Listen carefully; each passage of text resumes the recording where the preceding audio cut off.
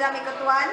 At ito naman si Chairman Tapunggot Para sa Xavier Patrol. Headlines bukas. Ngayon ang broadcast. Samantala sa Fort Barrel Scam, hindi pinalusot ng Sandigang Bayan ang petisyon ng mga kapwa-akusado ni Senator Revilla Jr. na makapagpiyansa sa kasong plunder at graft. Kasalukuyang nasa Sandigang Bayan ngayon si Erica. Erica, kamusta dyan? Magandang hapon sa iyo, Charmaine. Ayun na nga, hindi pinalusot ang Sandigang Bayan ngayong Webes sa petisyon ng mga kapwa-akusado ni Bong Revilla na makapagpiyansa sa kasong plunder at graft kaugnay ng Fort Barrel Scam. Ibinasura ni Associate Justice Efren de la Cruz ang motion for bill na Ronald John Lim at John Raymond D. Assis. Sinabi ni de la Cruz na hindi niya pinayagan na magpagpiyansa ang dalawa dahil hanggang ngayon ay nagtatago pa rin. Samantala, diringgin sa July 10 ang motion for bill na Revilla at ang tinurong utak ng Fort Barrel Scam na si Janet Linda Holmes. Balik sa iyo, Charmaine. Nasa Gaza, Palestine ngayon si GM upang ibalita sa atin ang namumuong tensyon sa pagitan ng Israel at Palestine. GM, anong kalagayan mo dyan? Magandang araw, nandito ako ngayon sa Gaza. 88 Palestinians ang namatay at 339 ang sugatan sa Gaza matapos ang pag-atake ng Israel noong Martes upang ihinto ang cross-border rocket fire mula sa Hamas at iba pang militanteng grupo. Ayon sa mga medics, 5 kabataang Palestinian ang kabilang sa 31 kataong napatay sa Israeli airstrike sa Gaza kaninang umaga lamang. Tinatayang nasa 442 rockets ang nagwasak sa Gaza sa loob ng 3 magkasunod na araw. Ang karamihan sa mga biktima ay mula sa Khan Yunis na inatake kahapon, alas 11 ng gabi. Nawasak ang isang coffee shop kung saan ang mga tao sa loob ay nanonood ng World Cup semifinal sa pagitan ng Argentina at Netherlands. Wala pang naitalang namatay sa Israeli, ngunit ang Hamas at iba pang militanteng grupo ay nagbabadyang aatake din sa Tel Aviv, Jerusalem at Haifa. Ayon pa sa Defense for Children International Palestine, may 14 na kabataan ang kabuuang naitalang napatay dahil sa sunod-sunod na airstrike. بيموت واحد نطلع 100 بيموت واحد نطلع 100 هذه أرض الرباط أمه حامل صاروخ أخته حامل صاروخ بنت عمرها 16 سنة حامل صاروخ وين هذا الكلام Habang si Kalihim Secretary Ban Ki-moon ay umapilang magkakaroon ng ceasefire sa pagitan ng Israel at mga militanteng Palestinian sa kanilang biglaang pagtitipon sa UN Security Council sa New York. Giselle Bulahan, nag-uulat. Sa Balitaokan, kamakailan lang naglabas na ng memorandum ang Pangulo sa pamantasan ng Xavier na nag-aanunsyo sa resulta sa katatapos lang na eksaminasyon sa mga agriculturist noong ika-1, 2 at 3 ng Hunyo 2014. Ayon sa Professional Regulatory Commission, mahigit kumulang 5,000 ang kumuha sa pasulit na ito at halos higit kumulang sa 1,000 ang pumasa. Samantala, hindi naman magpapahuli ang Departamento ng Pang-Agrikultura sa pamantasan ng Xavier na 25/46 ang pumasa. Kabilang na dito ang mga first-time takers na 24/42 at repeaters na 1/4. Sa kabuuan, 54.35% ang pumasa sa pasulit na pang-agrikultura sa pamantasan ng Xavier. At ayon sa Pangulo na si Father Yap, ay lubos siyang nagpapasalamat ni Dr. Maria Rosario Mosqueda, Dean sa College of Agriculture at sa mga guro ng Departamentong Pang-Agrikultura sa paggabay at pagsuporta sa mga estudyanteng ito. Crisela Yelena Bacolio, nagbabalita.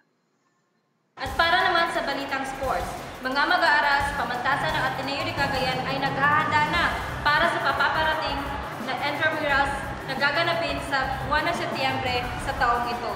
At para sa karagdagang balita, Leah Pasok. Salamat, Charmaine. At sa puntong ito, makikita po natin sa likuran ko ang mga atletang matyagang nagsasanay. At sa ngayon, makakausap po natin si Mr. Oliver Borres. Sir, may ilang katanungan na po akong gustong malaman. Ano sa tingin mo ang magpapanalo sa SOE tungo sa kampyonato? Sa tingin ko po ang kapagpapanalo sa SOE ngayon ay nakikita kong mahabang preparasyon na ang aming ginagawa para lamang manalo kasi kami ay talagang uhaw na uhaw at gutom na talagang manalo para sa darating na intramurals. Salamat, Mr. Bores. Asa ngayon, makakausap po natin ang isa sa atleta ng SOE. Sir, ano ang mga preparasyon na ginawa mo para sa papalapit na intramurals? Ang ginagawa naming preparasyon ay nag-iinsayo kami sa sports center 3 beses sa isang linggo at upang mas mahasa ang aming talento o ang aming galing ay nakikipagtunggali din kami ng mga atleta mula sa iba't ibang kolehiyo para mas lalong magbihasa kami sa paglalaro. Magaling, nakikita ko talaga ang determinasyon niyong manalo. Salamat po, Sir Marvin. At dito nagtatapos ang Balitang Sports. Balik sa studio. Para sa ulat ng ating panahon, narito si Gmar upang ibalita sa atin ang kalagayan ng ating panahon. O Gmar, magiging maaraw na ba o patuloy pa rin tayong makakaranas ng pag-ulan? Sa kasamang pala, Jessa, ay magiging maulan pa ang susunod ng mga araw. Ang tayo ay lumakas pa sa isang typhoon ang binabantay ang bagyo sa labas ng Philippine Area of Responsibility o tinatawag ding PAR at sa international name na Newbury. Muli itong nakatas pag-asa sa layong 1,004 kilometro sa hilagang silangan ng Pirang at Catanduanes. Ayon sa Ida Anexa sa datos ng pag-asa, bukas na umaga ay inaasahang papasok ang PAR at kasabing bagyo at pinangalanan na ito Florida. Higit na maapektuhan ang mga lugar sa Siquijor Region, Mimaropa, Visayas. At dito sa City or Cagayan de Oro City ay maaasahan ang ulan sa gabi at hapon. Kung kaya, huwag kalimutang magdala ng payong at kapote upang maprotektahan ang sarili.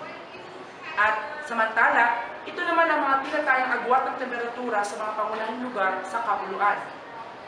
Baguio, 15 to 25 degrees Celsius. Tagaytay, 21 to 31 degrees Celsius. Cebu, 24 to 31 degrees Celsius. Davao, 25 to 31 degrees Celsius. At ang Cagayan de Oro City, 23 to 31 degrees Celsius.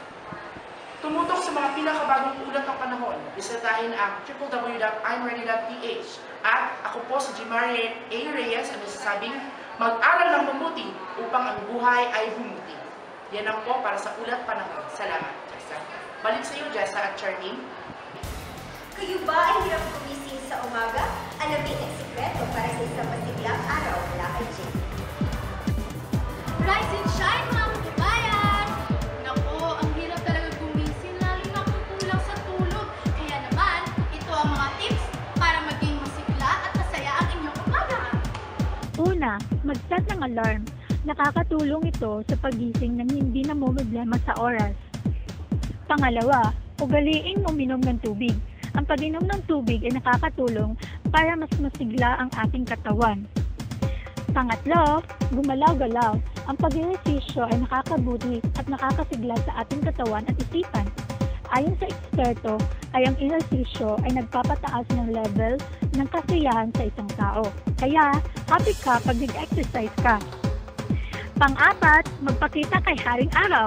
Ang sikat ng araw ay nagpapataas ng serotonin. Ito ay isang chemical na nagpapasaya sa atin. At panghuli, himasin ng mukha. Ito ay agarang nagpapasigla at nakakadagdag pa sa pagpapaganda ng ating kutis.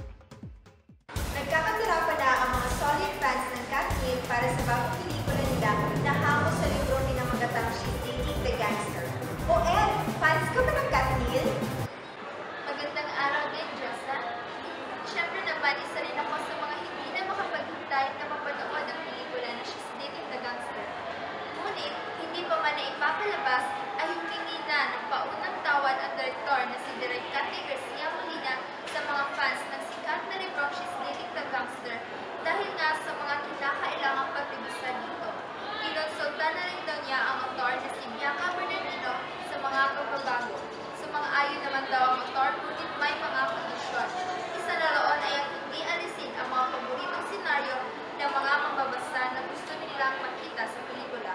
Ipinagmamalaki din ng direktor ang Teen King at Teen Queen na sila Daniel Padilla at Kathleen Bernardo dahil sa nakita niyang pagpupursige ng love team na mapaganda at pabigyang Gaza, balik sa iyo.